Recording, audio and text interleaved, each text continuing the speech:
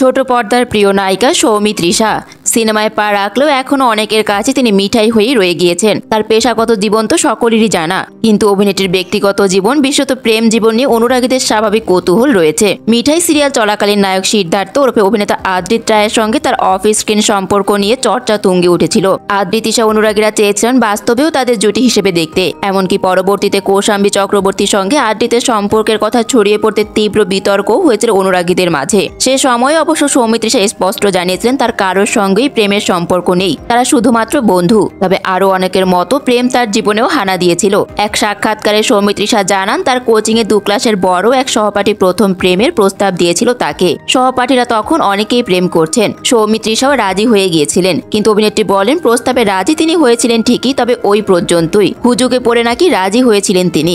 এদিকে বাড়ির চাপ আর অভিনয়ের চাপে কোথাও দেখা সাক্ষাৎ করতেও যেতে পারতেন না তিনি। বিরক্ত হয়ে গিয়েছিলেন সৌমিত্রিষার প্রেমিক। চুমু পর্যন্ত এগোনোর আগেই প্রেম ভেঙে যায় তার।